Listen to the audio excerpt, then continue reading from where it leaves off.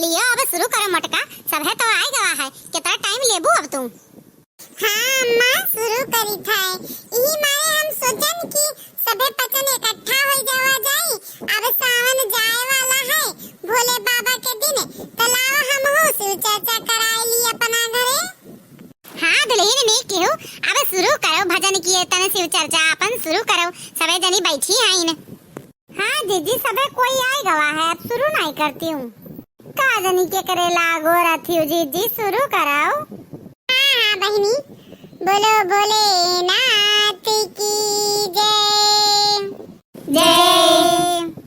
जब जब आवेला सावनवा सावनवा बड़ा नीक लागे हो। जब जब आवेला सावनवा सावनवा बड़ा नीक लागे हो। शिव गुरु हम बनबै तोहरो कवड़िया कवड़िया बड़ा नीक लागे हो।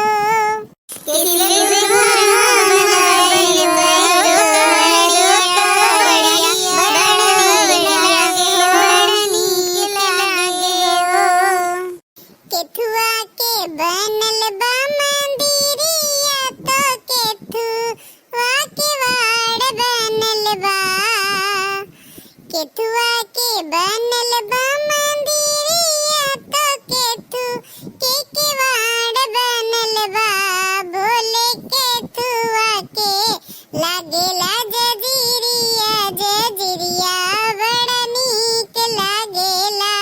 भोले केथुआ के लागेला जजीरिया जजीरिया बड़ा नीक लागेला।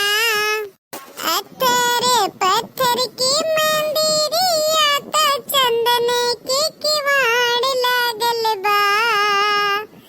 अत्थर पत्थर की मंदिरिया तो चंदन के किवाड़ लागल बा। शिव गुरु सोनेवा के लागल बा जजीरिया मंदिरिया बड़ा नीक लागेला। शिव गुरु सोनेवा के लागल बा जजीरिया तो देवे घर नीक लागेला।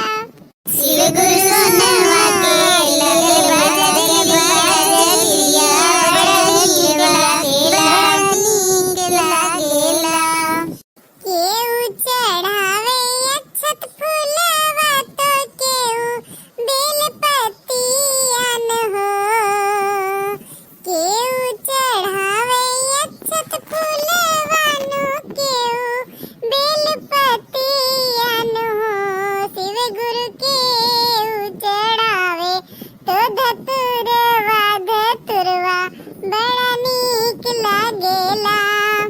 शिव गुरु के चढ़ावे धतुरवा धतुरवा बड़ा नीक लागेला। पंडित चढ़ावे अक्षत फूलवा पुजारिन बेलपतियन हो। के शिव गुरु हम चढ़ावे ली धतुरवा धतुरवा बड़ा नीक लागे हो। के शिव गुरु चढ़ावे धतुरवा बड़ा नीक लागे हो। जब जब आवेला सावनवा सावनवा बड़ा नीक लागे हो। शिव गुरु बनबल तोहरो कवड़िया बड़ा नीक लागेला। केहू मांगे धन सोनावा तो केहू 5 पुतवन हो। के शिव गुरु केहू मांगे अमर सिंघोरवा सिंघोरवा बड़ा नीक लागे हो। शिव गुरु मांगे अमर सिंघोरवा बड़ा नीक लागे हो। पंडित मांगे धन सोनावा पुजारी 5 पुतवन हो।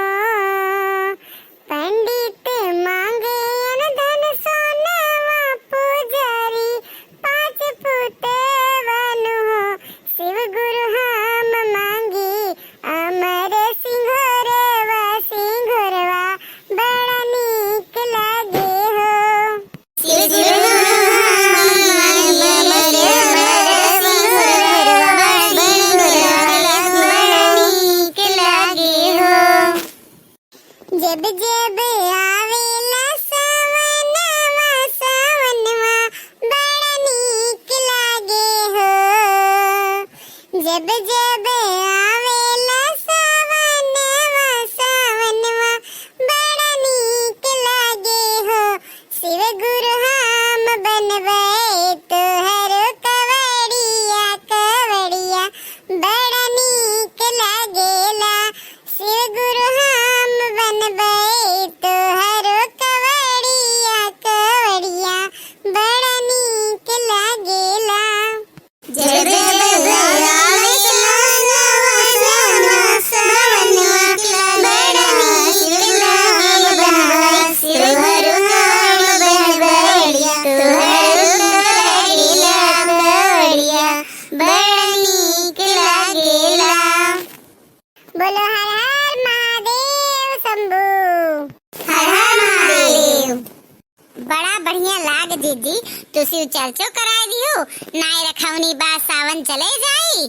हैं बहुत बढ़िया लाग है, तू शिव चर्चा कराए हो, बहुत बढ़िया भजन की हूँ है। ता मने ये सोच बात है, तो मोटकी पतवा के कर है। पर हम्मे एक चीज नाय लाग ललका दखिना तोहरे लोग के नीक। अरे जीजी कौन गलती होई गए हमें लोग से जीजी? अरे कौनो गलती नाय भवा है, डेराव ना चौको ना है नहीं तो बस हमें एक चीज तोरे लोग के नाय नीक लागत। सावन भर ना हरियर हरियर चूड़ी पहनौ ना हरियर हरियर साड़ी पहनौ। हां सावन आवत का करे है, सब सुहागिन मनई हरियर हरियर चूड़ी हरियर हरियर साड़ी पहिनतिन, मेहंदी लगावतिन मार आई मां सजे धजे घूमतिन। तोहरे दुई जनी पूरी सावन यह गुलाबी और तू लाल साड़ी पहने पूरा सावन काटी डाली हुई नाय कि कोनो हरियर साड़ी खरीद के पहन लियो। अरे जीजी तू चिंता ना करो, अब अगले सावन ही हरियर हरियर कुल पहना जाई, तोरे साथे सेट लगावा जाई।